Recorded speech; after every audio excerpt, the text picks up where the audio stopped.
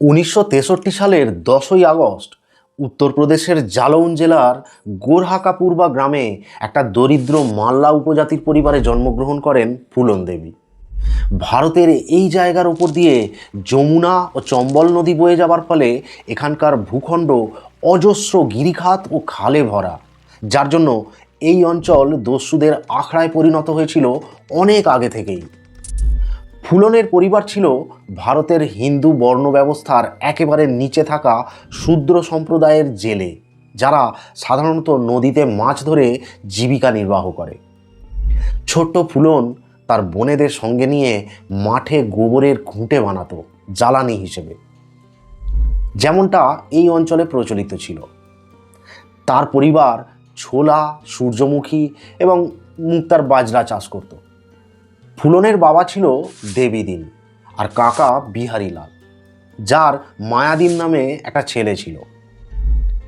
বিহারীলাল এবং মায়াদিন জমির রেকর্ড পরিবর্তন করার জন্য গ্রামের নেতাকে ঘুষ দিয়ে ফুলনের বাবার জমি চুরি করেছিল, যার ফলে তার পরিবার গ্রামের প্রান্তে একটি ছোট ঘুপচি ঘরে থাকতে বাধ্য হয়েছিল।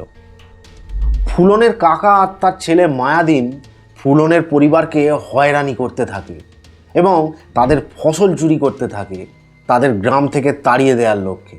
10 বছর বয়সী ফুলন এই অন্যায়ের প্রতিবাদ করার সিদ্ধান্ত নেয়। একদিন তার বড় বোন রুক্মিণীর সাথে ফুলন সেই বিতর্কিত জমির ফসল কেটে নিয়ে চলে এসেছিল। বলেছিল যে ফসলটি তার পরিবারের। ফলে মায়াদিন তাকে পিটিয়ে অজ্ঞান করে ফেলে। এরপর গ্রামের নেতা তার বাবা মাকেও মারধর করার নির্দেশ দেয়। এই ঘটনার পর ফুলনের বাবা মা পুট্টিলাল নামে এক ব্যক্তির সাথে তড়িঘড়ি তার বিয়ে দিয়ে দেয়, একটা সাইকেল, একটা গরু এবং ভারতীয় 100 টাকার বিনিময়ে। কিন্তু পুট্টিলাল তার থেকে বয়সে প্রায় 3 গুণ বড় ছিল। দিনের পর দিন সহবাস করতে থাকলে নাবালিকা ফুলন অসুস্থ হয়ে পড়ে।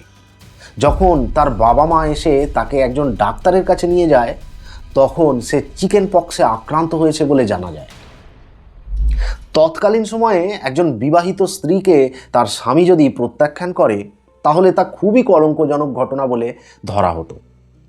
ফুলনের সাথেও যদি এমনটা হয়, এই অপমানের ভয় পাচ্ছিল ফুলনের বাবা মা। এমন সময় ফুলনের কাকার ছেলে মায়াদিন প্রস্তাব দেয় যে তারা যদি জমির কাগজে স্বাক্ষর করে, তাহলে সে ফুলনকে এসে নিয়ে যাবার জন্য পুট্টিলালকে ফিরিয়ে আনার ব্যবস্থা করবে। ফুলনের পরিবার ছিল নিরক্ষর, তাই তার বাবা মাকে গাঁয়ের কিছু লোকজন সতর্ক করেছিল যে এতে মায়াদিনকে তাদের জমির উপর আইনি অধিকার দিয়ে দেওয়ার একটা ধারা রয়েছে। ফলে তারা স্বাক্ষর করতে অস্বীকৃতি জানায়। তখন 7-5 না ভেবে তার বাবা মা ফুলনকে তেওগা নামে এক গ্রামে এক দুঃসম্পর্কের আত্মীয়ের বাড়িতে পাঠিয়ে দেয়। সেখানে তার সদ্য বিবাহিত এক কাকাতো ভাই কৈলাসের সাথে গভীরভাবে জড়িয়ে পড়ে, যে সেখানকার ডাকাত দলে কাজ করত এবং স্থানীয় ভাষায় বাঘি নামে পরিচিত ছিল। কিছুদিনের মধ্যেই ফুলন কৈলাসের সাথে ঘনিষ্ঠ হয়ে ওঠে এবং তাদের মধ্যে প্রেমের সম্পর্ক গড়ে ওঠে, যার ফলে ফুলনকে কৈলাসের স্ত্রী তার নিজের গ্রামে ফিরে যেতে বলে। এরপর ফুলন দেবী যখন তাঁর নিজের গ্রামে গোরহাকাপুরবায় ফিরে আসেন, তখন গ্রামের মোড়লের ছেলে তাঁর প্রতি আকৃষ্ট হয়ে পড়ে। তার কুপ্রস্তাবে সাড়া না দিলে সে ফুলনের ওপর আক্রমণ করে। ফলে আবারও ফুলনকে গ্রাম ছাড়তে হয় এবং মায়াদিন তার পরিবারকে পুট্টিলালকে তাকে ফিরিয়ে নিয়ে যেতে বলার জন্য চাপ দেয়। অগত্যা তার কথা মতো ফুলনের পরিবার তাই করে। কিন্তু ইতিমধ্যে পুট্টিলাল আর একটা বিবাহ করেছিল, যার ফলে ফুলন ফিরে গেলে পুট্টিলালের নতুন বউ ফুলনের সাথে খারাপ আচরণ করতে থাকে। সেই সাথে পুট্টিলালও প্ররোচিত হয়ে তার ওপর নির্যাতন করতে শুরু করে। কয়েক বছর পর পুট্টিলাল ফুলনকে যমুনা নদীর ধারে ছেড়ে দিয়ে চলে যায় আর ফুলন আবার তার বাবার বাড়িতে ফিরে আসেন। এর কিছুদিন পর 1979 সালের জানুয়ারি মাসে একদিন মায়াদিন তাদের জমিতে ফলে থাকা সমস্ত ফসল নষ্ট করে ফেলে আর জমির ওপর একটা বড় নিম গাছকে কাটতে শুরু করে দেয়। রাগের চোটে ফুলন তার মাথায় পাথর ছুঁড়ে মেরে তাকে গুরুতরভাবে আহত করেন। ফলে স্থানীয় পুলিশ তাকে গ্রেপ্তার করে 1 মাস আটকে রেখে দেয়। পরে জানা যায় যে মায়াদিন তাঁর বিরুদ্ধে ডাকাতির অভিযোগ করায় তাকে গ্রেপ্তার করা হয়েছিল। লক আপে দিনের পর দিন তাঁর ওপর যৌন নির্যাতন থেকে শুরু করে মারধর পর্যন্ত চালানো হয়। 1 মাস পর তাকে ছেড়ে দেওয়া হলে অত্যন্ত দুর্বল অবস্থায় বাড়ি ফিরে এসে তিনি অসুস্থ হয়ে পড়েন।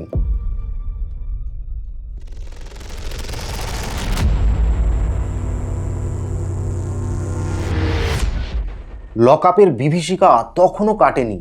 এমন সময় একদিন 1979 সালের জুলাই মাসে বাবু গুজ্জরের নেতৃত্বে একদল ডাকাত ফুলনকে তার বাড়ি থেকে অপহরণ করে নিয়ে চলে যায় তাদের ডেরায়। দস্যু গুজ্জর তাকে পশুর মতো বারংবার ধর্ষণ করতে থাকে এবং মারধর থেকে শুরু করে চালাতে থাকে অমানবিক এক ঘৃণ্য যৌন নির্যাতন। কিন্তু ডাকাত দলের ডান হাত বিক্রম মাল্লা ফুলন দেবীর প্রতি অনুরাগী হয়ে ওঠে এবং তার সাথে গুজ্জরের দুর্ব্যবহারের প্রতিবাদ করে। ফলে একদিন সে গুজ্জরকে হত্যা করে সেই দলের নেতা হয়ে ওঠে। তারপর থেকে বিক্রম ফুলনকে রাইফেল চালানোর প্রশিক্ষণ দিতে শুরু করে এবং ধীরে ধীরে দুজনের মধ্যে একটা প্রেমের সম্পর্ক তৈরি হয়। তারা দেবরিয়া, কানপুর এবং ওরাইয়ের মতো জায়গাগুলোর গিরিখাত অঞ্চলে আস্তানা তৈরি করে এবং ছিনতাই, ডাকাতি আর উচ্চবর্ণের গ্রামগুলো থেকে লুটপাট করতে শুরু করে দেয়। ধনীদের কাছ থেকে টাকা পয়সা লুট করে দরিদ্র নিম্নবর্ণের মানুষদের তিনি দান করে দিতেন। ফলে ফুলন দেবীর কৃতকর্মের খবর ছড়িয়ে পড়ার সাথে সাথে তিনি কিছুদিনের মধ্যেই নিম্নবর্ণের মানুষের কাছে জনপ্রিয় হয়ে ওঠেন। তারা তাকে দস্যু রানী বলে ডাকতে শুরু করে এবং হিন্দু দেবী দুর্গার এক অবতার হিসেবে তুলনা করে। কিন্তু সেই গ্যাংয়ের একজন প্রাক্তন নেতা ছিল শ্রী রাম সিং, যে তার ভাই লাল্লা রাম সিংয়ের সাথে হাজতবন্দি ছিল। 1980 সালে কারাগার থেকে রাম সিং মুক্তি পায়। তারা ছিল ঠাকুর বর্ণের একটা উপজাতির লোক এবং তাই অন্যান্য সদস্যদের তুলনায় তারা ছিল উচ্চবর্ণ। কিন্তু সমস্যা হলো, রাম সিং ফিরে এসে যখন সেই দস্যু দলে আবার যোগ দেয় তখন ক্ষমতার দ্বন্দ্ব দেখা দেয়। একদিন রাম সিং বিক্রম মাল্লাকে হত্যা করে ফেলে এবং তারপর থেকে ফুলন দেবীকে বন্দি বানিয়ে রেখে দেয়। কিছুদিন পর রাম সিংয়ের দল তাকে বেহেমাইয়ের প্রত্যন্ত গ্রামে নিয়ে গিয়ে উচ্চবর্ণের ক্ষত্রিয় ঠাকুরদের হাতে তুলে দেয়। একটা কুঠিতে তাকে আটক করে রেখে 11 জন ঠাকুর দিনের পর দিন ধরে তারা উন্মাদের মতো তাকে ধর্ষণ করতে থাকে।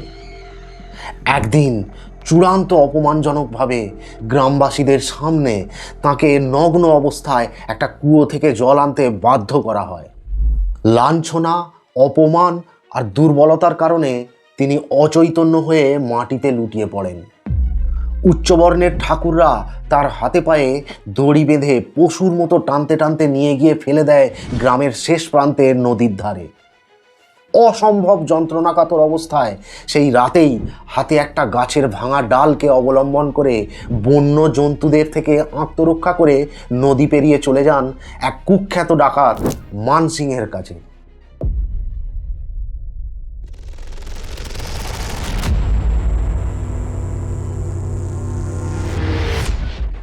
ডাকু মান সিং চাষের ক্ষেত থেকে বাজরা ও ফলমূল চুরি করে এবং জঙ্গল থেকে বনমোরগ আর বুনো শুয়োরের মাংস রেঁধে তাকে খাওয়াতে লাগলো। কিছুদিন পর ফুলন দেবী সুস্থ হয়ে উঠলে মান সিং তাকে নিয়ে যায় ডাকাতগুরু এক বাবা মুস্তাকিমের কাছে, যে ছিল আবার লাল্লা রাম সিংয়ের শত্রুপক্ষ। বাবা মুস্তাকিমের সমর্থনে ফুলন দেবী মান সিংয়ের সাথে একটা নতুন দল গঠন করেন। আবার আগের মতো তিনি শুরু করলেন ডাকাতি, ছিনতাই এবং লুটতরাজ। গুলি বন্দুক, বারুদ লুট করতে তিনি প্রায় সময়ই হানা দিতেন আশেপাশের বহু পুলিশ চৌকিতে। আগের থেকে এখন তিনি আরও বেশি প্রশিক্ষিত অভিজ্ঞ এবং সতর্ক। মানসিং তাকে সেই ডাকাতিয়া দলের নেত্রী ঘোষণা করল। তার চোখে তখন আর অবশিষ্ট ছিল না কোনো ক্ষমা, সহিষ্ণুতা অথবা মমতার বিন্দুমাত্র লেশ। ছোট বড় সমস্ত দস্যু দলকে তিনি সংগঠিত করে এক বৃহৎ দস্যু দলে পরিণত করলেন। সমগ্র গিরিখাত জুড়ে গভীর অরণ্যে ঢাকা চম্বল নদী উপত্যকার বিস্তীর্ণ অঞ্চলে তিনিই হয়ে উঠলেন একমাত্র এক কুখ্যাত ডাকাত রানী। তাঁর নির্দেশ তখন যে কোনো দস্যুর কাছেই হয়ে উঠল বেদ বাক্য। গ্রামের পর গ্রাম, মাইলের পর মাইল ছাড়িয়ে ছোট বড় শহর, নগর এবং যে কোনো মানব বসতি তাঁর দস্যু আক্রমণের থেকে আর রেহাই পেল না। ক্রমেই ফুলন দেবীর ত্রাস সে সময় ছড়িয়ে পড়েছিল বহু দূর দূরান্তরে। এমতাবস্থায় 1981 সালের 14 ফেব্রুয়ারির এক সকালে তাঁর দলবল নিয়ে তিনি বেহমাই গ্রামে হামলা করেন। গ্রামে এসে একটা লাউড স্পিকারের মাধ্যমে তিনি গ্রামবাসীদের কাছে শ্রী রাম সিং আর তার ভাইকে দস্যু দলের হাতে তুলে দেওয়ার দাবি জানান। ইতিমধ্যে ডাকাতরা তাঁর নির্দেশ মতো ঘরে ঘরে ঢুকে মূল্যবান জিনিসপত্র লুটপাট করতে শুরু করে দেয়। ওদিকে যখন রাম সিংদের দুজনকে খুঁজে পাওয়া গেল না, তখন যমুনা নদীর ধারে 22 জন ঠাকুরকে টেনে হিঁচড়ে নিয়ে এসে সারি দিয়ে দাঁড় করানো হয়, ঠিক যেমন করে ফুলন দেবীকে একসময় পশুর মতো টেনে আনা হয়েছিল। দস্যুরা তাদের প্রত্যেকের দিকে তাক করে রেখেছে 22টা বন্দুকের নল, আর তাদেরই ঠিক পিছনে রক্তচক্ষু নিয়ে দাঁড়িয়ে আছে ঠাকুরদের সাক্ষাৎ এক যমদূত ফুলন দেবী। গ্রামবাসীদের চোখের সামনে দিনের আলোয় এক এক করে ধারালো অস্ত্র দিয়ে কারো হাত, কারো পা, কারো পুরুষাঙ্গ কেটে ফেলা হলো।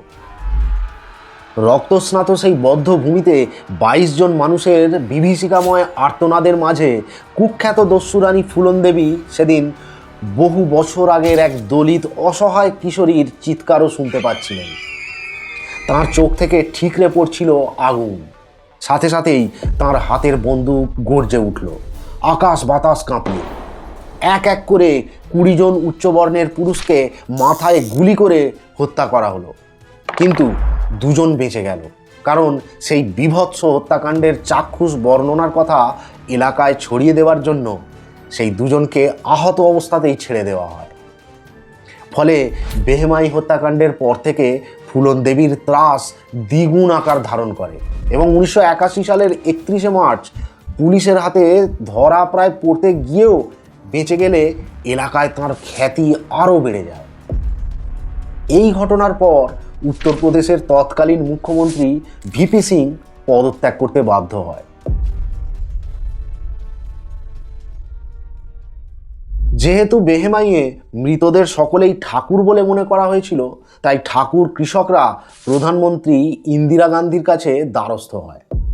তাদের সুরক্ষার ক্ষেত্রে আইনের শাসন আরোপ করার জন্য পরে অনুসন্ধান করতে গিয়ে দেখা যায় যে নিহত ব্যক্তিরা ছিল 17 জন ঠাকুর, 1 জন মুসলিম, 1 জন দলিত এবং 1 জন অন্যান্য অনগ্রসর শ্রেণীর সদস্য।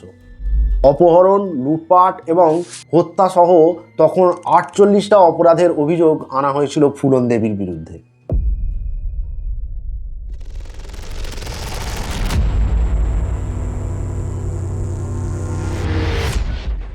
এরপর থেকে ফুলন দেবী পলাতক ছিলেন। তাকে পুলিশের কাছে আত্মসমর্পণের জন্য বিভিন্ন রকমের চাপ দেওয়া হয়, এমনকি তার মাকে 5 মাস কালপি কারাগারে আটকে রাখা হয়েছিল। ভিন্ডের একজন পুলিশ অফিসার রাজেন্দ্র চতুর্বেদী ডাকাত দলের বিশ্বাস অর্জন করার জন্য কৌশলে এক উচ্চবর্ণের ঠাকুর মালখান সিং রাজপুতকে গ্রেপ্তার করে এবং সাথে সাথেই দস্যুদল তার প্রতি আস্থাশীল হয়ে পড়ে। এরপর 1983 সালে অফিসার চতুর্বেদীর নেতৃত্বে দীর্ঘ আলোচনার পর ফুলন দেবী পুলিশের কাছে আত্মসমর্পণ করেন।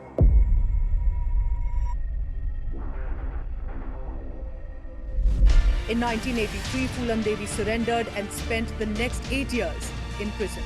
মাথায় লাল ব্যান্ডানা পরে মধ্যপ্রদেশের মুখ্যমন্ত্রী অর্জুন সিংয়ের সামনে দেবী দুর্গা এবং মহাত্মা গান্ধীর মূর্তির নিচে দাঁড়িয়ে তিনি প্রণাম করেন, যেখানে প্রায় 8000 লোক উপস্থিত ছিল। ফুলন দেবী আত্মসমর্পণের জন্য কিছু শর্ত রেখেছিলেন, যার মধ্যে ছিল তাঁর দলের কারো মৃত্যুদণ্ড নয় এবং তাকে সর্বোচ্চ 8 বছরের কারাদণ্ড দিতে হবে। হাত কড়া ব্যবহার করা যাবে না, দলবদ্ধভাবে কারাবাস। উত্তরপ্রদেশে নয় বরং মধ্যপ্রদেশে কারাদণ্ড চাই। তাঁর পরিবারকে তাঁর ছাগল এবং গরুর জন্য জায়গা সহ জমি দিতে হবে এবং তাঁর ভাইকে সরকারি চাকরি দিতে হবে। তিনি এবং মান সিং সহ সেদিন মোট 7 জন দস্যু আত্মসমর্পণ করেন। তাদের বিরুদ্ধে 48টি ফৌজদারি অভিযোগ আনা হয়েছিল এবং তাদের দলকে মধ্যপ্রদেশের গোয়ালিয়রের কারাগারে নিয়ে যাওয়া হয়। 8 বছরের বেশি জেলে কাটাবেন না বলে পূর্ব চুক্তি থাকা সত্ত্বেও তিনি 10 বছরেরও বেশি সময় ধরে রিমান্ডে ছিলেন। এই সময়ের মধ্যে তিনি যক্ষা রোগে আক্রান্ত হয়ে পড়েন এবং তার পেটে 2টো টিউমার ধরা পড়ে। কিন্তু হাসপাতালে চিকিৎসাধীন থাকাকালীন তার সম্মতি ছাড়াই তার হিস্টেরেক্টমি করে দেওয়া হয়, অর্থাৎ তার গর্ভাশয় কেটে ফেলে দেওয়া হয়েছিল। এরপর উত্তরপ্রদেশে এক বিচারের রায়ে মান সিং সহ অন্যান্যরা সম্মত হয় এবং সকলেই খালাস পায়। কিন্তু ফুলন দেবী কোনো চুক্তি করতে অস্বীকৃতি জানান, কারণ তিনি নিশ্চিত ছিলেন যে তিনি ছাড়া পেয়ে গেলে তাকে হত্যা করা হবে।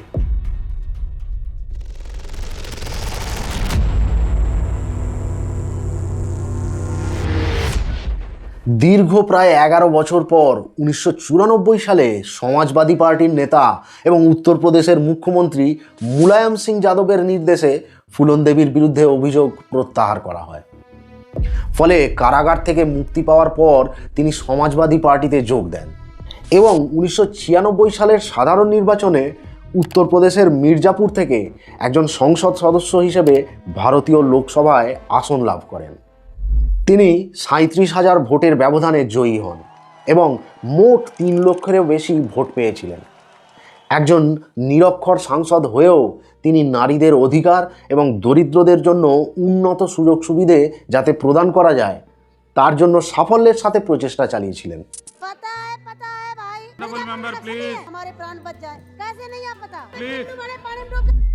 এমনকি প্রত্যন্ত গ্রামের গরিব মানুষের জন্য হাসপাতাল, স্কুল এবং বিদ্যুৎ থেকে শুরু করে বিশুদ্ধ জল পর্যন্ত পৌঁছে দেওয়ার ব্যবস্থা করেছিলেন। এছাড়াও বাল্যবিবাহ বন্ধ করতে এবং নারীদের জীবনযাত্রার মান উন্নত করতে আগ্রহী হয়ে ওঠেন, যার ফলে মাল্লার মানুষজন প্রথমবারের মতো তাদের জাতির কাউকে সংসদে প্রতিনিধিত্ব করতে দেখে খুশি হয়েছিল এবং তিনি অন্যান্য অনগ্রসর শ্রেণীর মানুষের মধ্যেও ক্রমশই জনপ্রিয় হয়ে উঠতে থাকলেন। 1994 সালে উমেদ সিংকে তিনি বিয়ে করেন। তার নতুন স্বামীর সাথে তিনি হিন্দু বর্ণপ্রথা এড়াতে বৌদ্ধ ধর্ম গ্রহণ করেন, যদিও পরে তিনি বৌদ্ধ ধর্ম ত্যাগ করেছিলেন। কিন্তু এত বছর পরেও উচ্চবর্ণের ঠাকুর সম্প্রদায়ের লোকেরা ছাই চাপা আগুনের মতো মনে রেখে দিয়েছিল বেহেমাই হত্যাকাণ্ডের ঘটনার কথা। মুলায়ম সিং যাদবের প্রত্যাহারের রায়কে বাতিল করে কানপুর জেলা আদালত বেহেমাই গণহত্যার সাথে সম্পর্কিত ঠাকুরদের অভিযোগ পুনর্বহাল করে। সেই সাথে এলাহাবাদ হাইকোর্ট এই সিদ্ধান্ত বহাল রাখে, যে কারণে 1996 সালে ফুলন দেবী তাঁর বিরুদ্ধে অভিযোগ প্রত্যাহারের জন্য সুপ্রিম কোর্টে আপিল করেন। কিন্তু তাঁর আবেদন খারিজ হয়ে যায় এবং আবার উত্তরপ্রদেশের পক্ষ থেকে তাকে অভিযুক্ত করার অনুরোধ মঞ্জুর করা হয়। তিনি কানপুর আদালতের শুনানিতে উপস্থিত হননি। এরপর বেশ কয়েক মাস ধরে আইনি লড়াইয়ের পর সুপ্রিম কোর্ট রায় দেয় যে ফুলন দেবীর বিচার না হওয়া পর্যন্ত তাকে গ্রেপ্তার করা যাবে না। আইনি টানাপোড়েনের ফলে 1998 সালের নির্বাচনে ভারতীয় জনতা পার্টির বিজেপির প্রার্থী বীরেন্দ্র সিংয়ের কাছে তিনি তার আসনটি হেরে যান। She lost her seat to the BJP candidate soon after in 1998, but কিন্তু পরে ওই আসনেই তিনি আবার জয়লাভ করেছিলেন।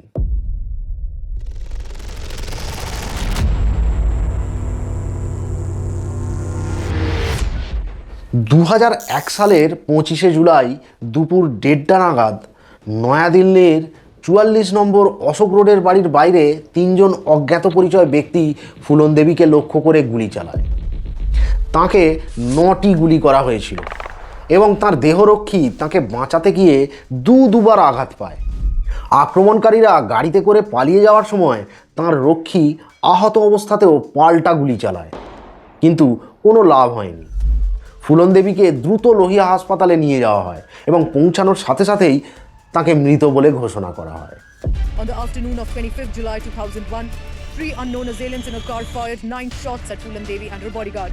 তিনি যখন মারা যান তখন তার বয়স ছিল মাত্র 37 বছর এবং তিনি একজন সাংসদ হিসেবে তখন দায়িত্ব পালন করছিলেন। তাই সংসদের উভয় কক্ষের সকল কার্যক্রম দুদিনের জন্য স্থগিত রাখা হয়। মির্জাপুরে তার শেষকৃত্য অনুষ্ঠিত হয়। মৃত্যুর সময়ও তার বিরুদ্ধে কোর্টে ফৌজদারি মামলা চলছিল। তার আইনজীবী কামিনী জয়সওয়াল বলেন, এই হত্যাকাণ্ড একটা জাতিগত সংঘাতের ফলাফল। তাঁর হত্যার কয়েকদিন পর শের সিং রানা নামে এক ব্যক্তি দেরাদুনে পুলিশের কাছে আত্মসমর্পণ করে এবং দাবি করে যে বেহেমাই গণহত্যার প্রতিশোধ নিতে সে ফুলন দেবীকে হত্যা করেছে। 2004 সালে সে তিহাড় জেল থেকে পালিয়ে যায় এবং 2 বছর পর তাকে পুনরায় গ্রেপ্তার করা হলে 2014 সালের আগস্ট মাসে ফুলন দেবীর খুনের দায়ে রানাকে যাবজ্জীবন কারাদণ্ড দেওয়া হয়।